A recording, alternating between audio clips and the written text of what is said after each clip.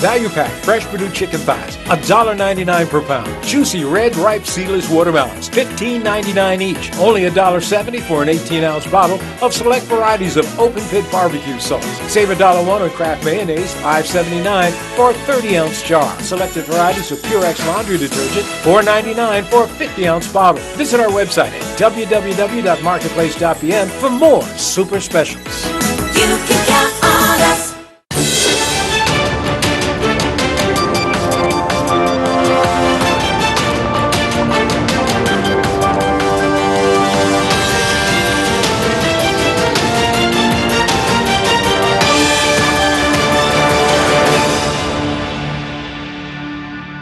You're watching Bermuda Tonight. It's Tuesday, June the 19th. I'm Diane Brewer, and thank you for joining us tonight. Bermuda Industrial Union President Chris Ferbert is standing by bus staff who took industrial action yesterday that saw bus services come to a standstill on the public holiday. Mr. Ferbert also hit back at claims by Home Affairs Minister Walton Brown Jr. that the work to rule was unlawful, saying the government had been informed well in advance that it would take place. Buses were off the road on Monday, National Heroes Day, leaving carnival goers to utilize taxis. BIU President Chris Ferbert said the drivers were up in arms over several mechanical issues and also hot buses without air conditioning, as well as bathroom breaks. While Home Affairs Minister Walton Brown said any strike action was unlawful, and he referred the matter to the Disputes Tribunal. BIU chief had this to say at a press conference today. The work to rule went in place as of Friday at 10 o'clock. So it's kind of interesting that the minister has seen fit to refer this matter to arbitration and say that, any strike or irregular industrial action short of a strike is going to be unlawful. I can tell you that I spoke with the minister myself on Saturday afternoon at about 4 o'clock. This is Minister Walton Brown, and I said to him, I'm not sure, who gave you the advice that you got, but this is not correct. And I told him the reason why we're incorrect. Because first of all, the workers have implemented a work to rule. Not an overtime ban, I won't say not an overtime ban, but certainly they're only going to do the regular hours of work, and they're not going to do any overtime. I don't see how that's breaking any law in this country. And if people are going to say, whether it's employers or the public's going to say the workers don't have a right to go on a work to rule and suspend overtime, then that means we're going back to slavery. The work to rule is still in effect, but should have little impact on regular pickups. The BIU chief also added this. I haven't spoken to the minister since I spoke to him on Saturday early evening. So as it relates to any repercussions about yesterday, my advice to the current government, my advice to the current minister, there should be no repercussions as to what happened yesterday. Yesterday was overtime. Here's what a few people in the street had to say on the bus service stoppage. It's been going on too long. For 4 years, they have all these problems. Sometimes we sit here and wait for the bus. We never know whether the bus is coming or not coming. That government or bus, whoever, get it together. They have to take in consideration these bus drivers. They're out here working for them. When you have the problem of buses that don't work, aggravated passengers because the buses are running behind schedule, that is frustrating to these drivers.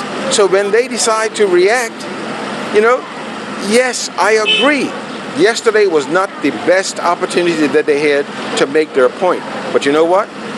Yesterday was the best opportunity they had to make their point. This is Mike Sharp reporting for Bermuda Broadcasting News. In other news, prison officers have expressed concern over the housing of an inmate with mental health issues at the co-ed facility in Ferry Reach. Gary Moreno has been following the story and tells us more in this report. Correction staff complain they are not at all comfortable with this development. They were reportedly informed via a letter dated June 11th from the desk of the Commissioner of Corrections that due to an urgent requirement, co-ed facility Section C Remand will be designated a hospital under the Mental Health Act 1968, which allows the Minister of Health to designate any area as a hospital. As such, the Department of Corrections and the Bermuda Hospitals Board have collaborated and identified Remand Section C as an area which can be used for a short-term hospital to house a mental patient who is currently an inmate. This despite there being hospital facilities at Westgate, which the prison's officers whom we spoke with feel would be better suited for the inmate in question, and whom we're told would prove a serious threat to the community should they be released. The officers contend what is being described as a short-term arrangement could well turn into something more lengthy. They claim attempts have previously been made to have the inmates sent to the UK for detention at a secure forensic unit, but there have been a number of issues raised by the UK authorities, resulting in the process being delayed. A well-placed source within the Department of Corrections confirmed to us that the inmate is considered a dangerous sexual predator who cannot be simply released back into the community. Hence the setting up of the mental health facility at the co-ed, which will be managed by the Bermuda Hospitals Board with the necessary support provided by the Department of Corrections, something which was explained during a meeting with staff at the co-ed facility. However, we're told that has done little to assuage the concerns of those officers over the housing of a serious sexual predator in a remand area.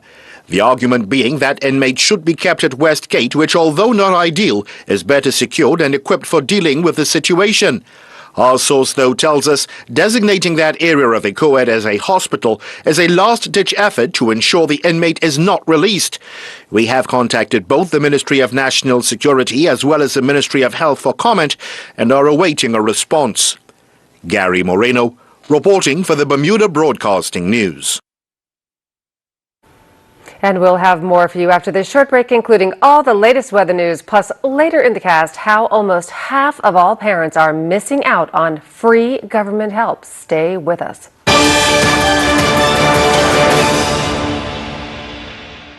Hey Smokey, let's get lunch from the Marketplace Food Court. You know what? That sounds good. They have oxtails, pumpkin, curried lamb, lemon chicken, sweet and sour ribs, vegetable stir fry, and the variety goes on. Their chefs are good. They'll set you right up with all the good carvings. And don't forget the special dishes from the islands. It doesn't matter. No matter what you feel like eating, Marketplace will have it. You know, it's quick, it's quality, and at prices you can count on. Visit us 7 days a week. Breakfast, lunch, and dinner. Made for you daily at the Hamilton Marketplace Food Court. Bermuda. Join us at the Snorkel Park Beach and Bermuda's favorite old school DJs for a fun night of dancing under the stars to the best of old school R&B, house, soul, reggae, soca, calypso, pop, hip-hop, and more. It's Solid Gold Saturdays. The grown-up party, the big people party, dressed smart and sexy with a spectacular DJ lineup. It's Mikey B, Malcolm Lethal Weapon Smith, DJ Iceman, Marky T, Juggling Jason, and yours truly, the Matrix Ninja Cutty. I will be there with special live performances by reggae sensation Mox. Gate open 8 p.m. Admission is free before 10. $10 after. So get there early. Snorkel Park Beach, Solid Gold Saturdays. DJ lineup for the 23rd of June. It's Mikey B, Malcolm Lethal Weapon Smith, and Ninja Cutty. See you there.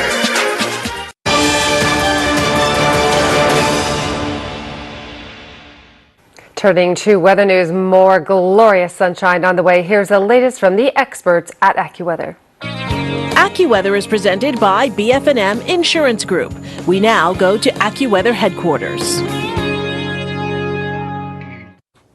The BF&M Insurance Group is pleased to bring you tonight's AccuWeather forecast. I'm AccuWeather meteorologist Brittany Boyer, and hopefully you had a great Tuesday. We actually have some pretty decent weather on the way this week. We will see the humidity picking up, couple of very spotty showers possible, but not going to be anything like what we saw last week with all of that unsettled weather. And right now we're kind of sandwiched in between moisture, and we're in the good spot this time. So you can see that we have dry air right over us. We have a cold front to our north and also a boundary just to our south as well. So the boundary that's to our north, as we head into the next couple of days, you would think that this would be dropping right over us, but it's actually going to be stalling out. As it does so, we'll start to see the winds pumping in a little bit more humid air, but besides that, really quiet weather here. And I know we're always talking about needing the rain. I was actually looking looking at the Bermuda Weather Service website, and we're pretty much spot on for where we should be for year-to-date rainfall here on the island. So that's good news, but eventually we will need some more rain. But looking at the radar right now, again, we have the boundary to our north, boundary to our south, and that's where the precipitation is. So we're on the good side right now, at least if you have anything planned for this evening. Temperatures right now are sitting in the upper 70s, humidity between 60 and 65%. Winds are coming in out of the southwest, but they're pretty light, only between 5 and 10 knots, and the water sitting at 80 degrees. If you're looking for the marine conditions right now, nearly calm conditions out there on the water, waves inside the reef 1 foot or less, and outside of the reef, we're looking at waves between just 1 and 2 feet. So some pretty decent conditions if you find yourself heading out on a boat, maybe you're doing some fishing over the next couple of days. For tonight, temperatures not going to drop too much from where we are right now. We'll call it partly cloudy for your Tuesday night. We don't have any marine alerts. As you just saw, the conditions are pretty quiet out there on the water. We have our low tide coming in just before 8:30 and our high tide coming in just before 2:45 on Wednesday morning. And Wednesday will be another decent day here. We'll have breezy conditions, but clouds and sunshine. Temperatures staying near average in the low 80s. And if we look at our future cast here over the next couple of days, you can see that boundary off to our north. It'll get close, but we do expect it to stall out. And as it gets closer, winds will continue to come in out of the south and west, and that is where we'll allow for just the opportunity for a spotty shower over the next couple of days. If you're doing some traveling, here's a look at the gateway forecast. Toronto, New York City, and Boston, it is quiet for tomorrow, but we do have some showers in the forecast in London. We're not expecting any tropical development, although we do have a weak disturbance impacting Texas with some very heavy rain. I mean, over a foot of rain in some areas. But for us, any rain we see is going to be on the isolated side. Temperatures this week stay in the low 80s. AccuWeather was presented by BF&M Insurance Group.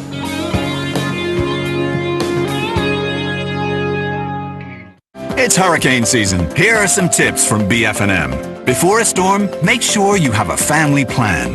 Stock up on food and water and protect your home. Board up and make sure your insurance policies are up to date.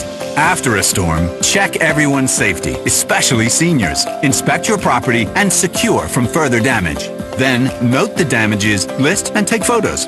Remember, you can always count on BF&M 24/7 during hurricane season and all year round.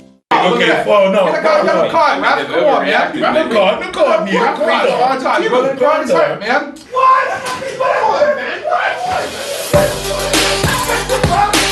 There's a myriad of snacks out there, something special for everyone on match day, and you're likely to find them at Lindo's. Why go anyplace else?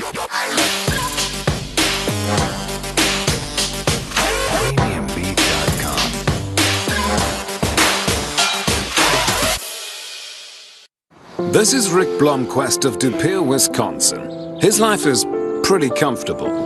He lives in a comfy home, wears comfortable shoes. He even has a comfortable job. Rick Blomquist thought he had comfort all figured out.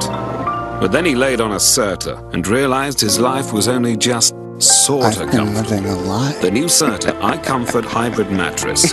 Not just sorta comfortable, Certa comfortable. Feel the difference a good night's sleep can make. Exclusively available at Dreams, Bermuda's only mattress gallery. Listen, baby, ain't no mountain high, ain't no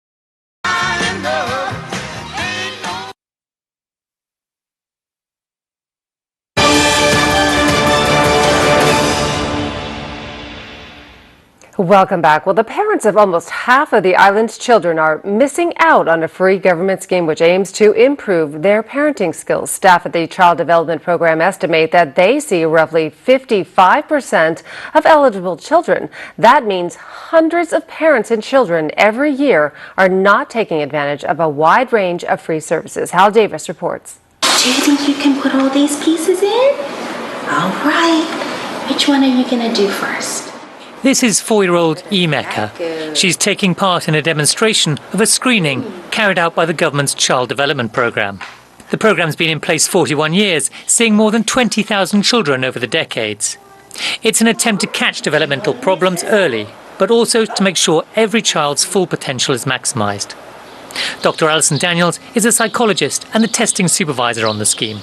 All children develop at a different rate, but we would want to look at seeing whether they're communicating, how they're communicating, their social interaction, so if there's eye contact, if they're pointing and sharing, if they're having difficulty running and jumping. And again, it all depends at the age and the stage that the child is developing, but we want to make sure, in those 5 key areas that they're meeting their milestones. Dr. Daniels estimates that during the last fiscal year, the service saw about 400 children, but she'd like to see the numbers higher.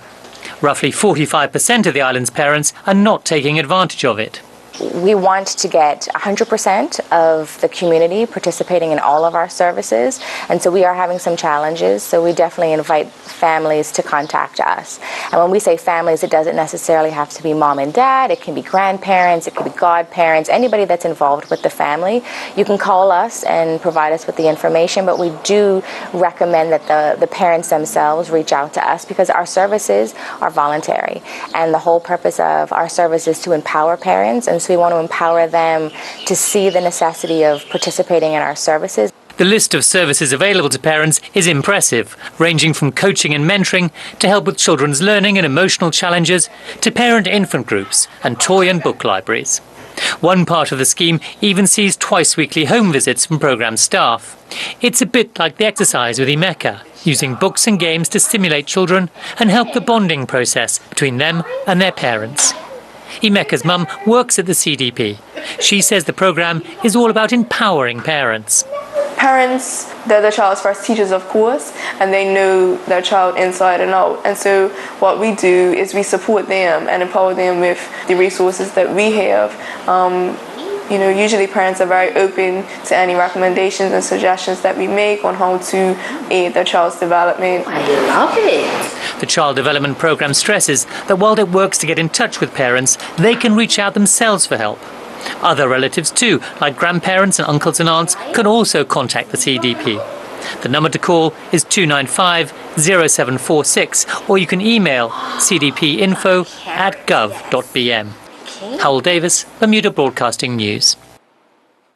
Thanks, Hal. In other news, the Bermuda Health Foundation recently announced the winners of its latest scholarships for medical students, but raised the prospect that they may be the last recipients. The foundation has raised $450,000 over the last 15 years, awarding more than 40 scholarships.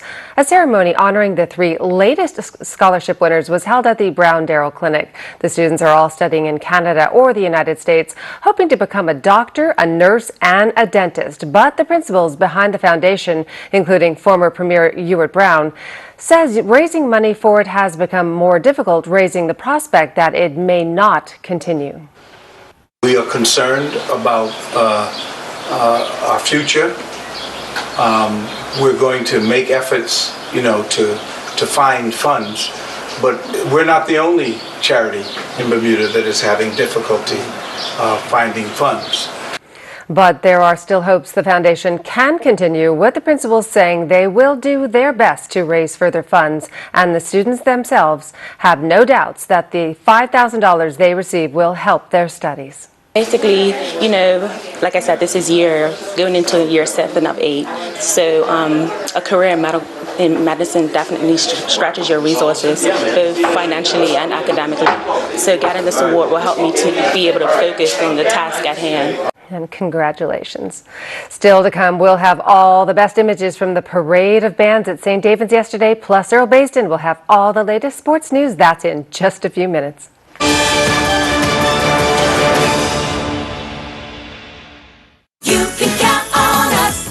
and juicy peaches or nectarines, just $2.99 per pound. Save $4 on fresh USDA bone-in ribeye steaks, $15.99 per pound. Schmidt Old Time Honey Wheat Sliced Bread, $4.49 for a 20-ounce loaf. Wishbone salad dressings, only $3.25 for select varieties of 15-ounce bottles. Select varieties of 128-ounce bottles. Arizona iced tea, just $5.99. Visit our website at www.marketplace.pm. You can count on us. Football fans, if you were unable to see the live action of the 2018 FIFA World Cup from Russia, Bermuda Broadcasting Company would like to take this opportunity to inform our valued viewers. We will rebroadcast all 64 matches of the 2018 FIFA World Cup from Russia on ZFB TV7 nightly. The rebroadcast will start at 8 p.m. and end in the early hours of the next morning. This will coincide with the FIFA daily schedule.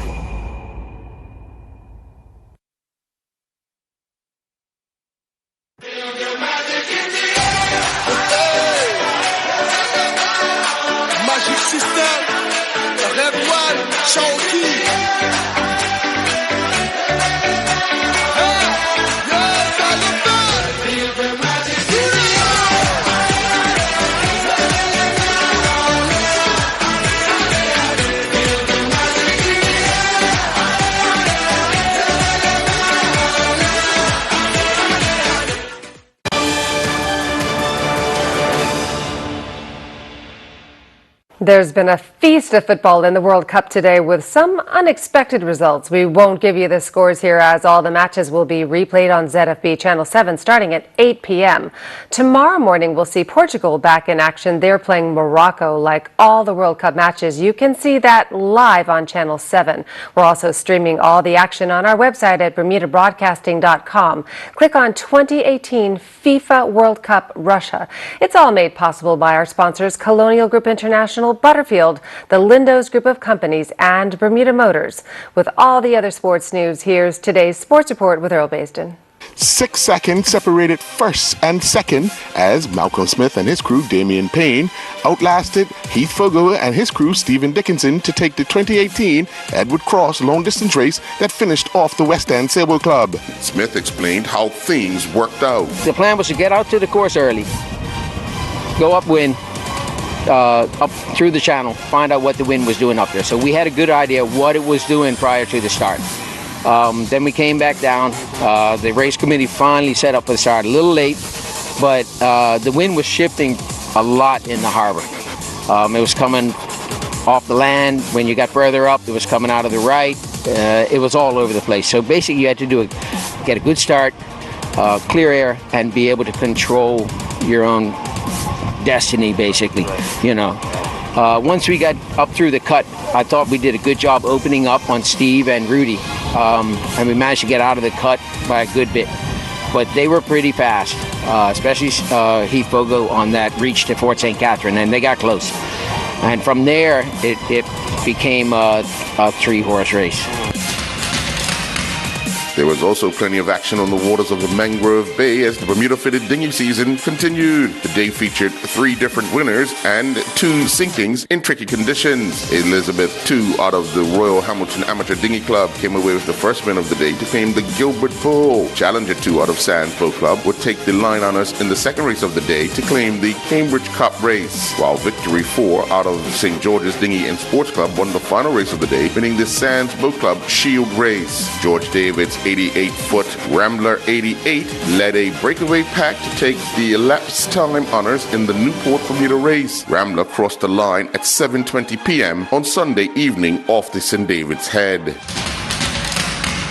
The final round of the Bermuda Stroke Play Golf Championships had everything people would have wanted at the Port Royal Golf Course, as the men's open division needed a 2-hole playoff to decide a winner. Bill Hardrell started the day 2 strokes behind the defending champion Jared Dillis, and he made up one of those strokes on the first hole of the day. He would go on to shoot 1 under par 72, with Dillis shooting 3 over par 74, thus needing a playoff to determine a winner, and it would be Hardrell on the second playoff hole who would capture the title. Walker Campbell finished 1 stroke back back. Elizabeth Parsons shot a final round 9 over par 80, but was still able to win the Ladies Open title at 19 over par. She finished 12 strokes ahead of Katrin Burney, who finished second, and Ebony Cox finished in third. Despite his worst round of the tournament, Hav Trott comfortably won the men's senior division at 13 over par, with Christopher Phillips second and Nick Fernandez third.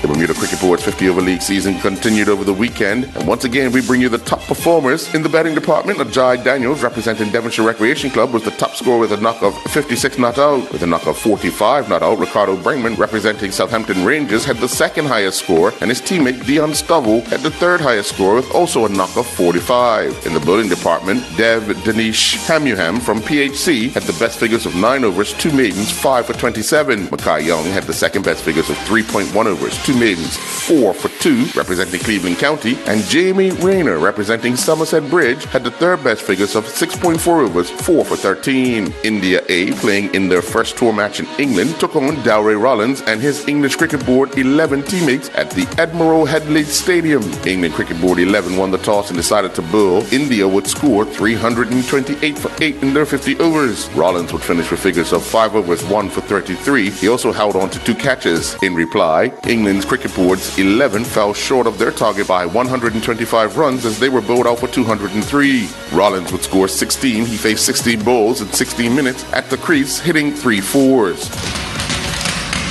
Aaron Smith competed in the Ironman 70.3 Syracuse event. Smith clocked an overall time of 5 hours, 23 minutes and 33 seconds, which will put her across the line 101st overall. Smith was the 14th female competitor to cross the line, and she was the second female finisher in the 50 to 54 age group. Meanwhile, yesterday, the Bermuda Triathlon Association hosted their annual Bermuda Heroes Day home triathlon in the Harrington Sound. Jeff Smith and Maddie Durkin were crowned the 2018 male and female champions following the approximate sprint distance of a 700-meter swim, 18K bike, and 4.6K run. Smith was clocked in a time of 1:00:54. This was after clocking 12:12 on the swim, 28:54 on the bike, 19:46 on the run. Will Green was second in a time of 1:07:26, and Teddy Shum was the third male, but fifth overall with a time of 1:12:21. Durkin was third overall. She clocked a time of 1:07:33. She would exit the water in a time of 11:58. She was clocked at 34:21 on the bike and 19:48 on the run. Laura Norman was the second female finisher and fourth overall, clocking a time of 1:08:27. And the third female finisher was Caroline Wright, who was sixth overall with a time of 1:14:02.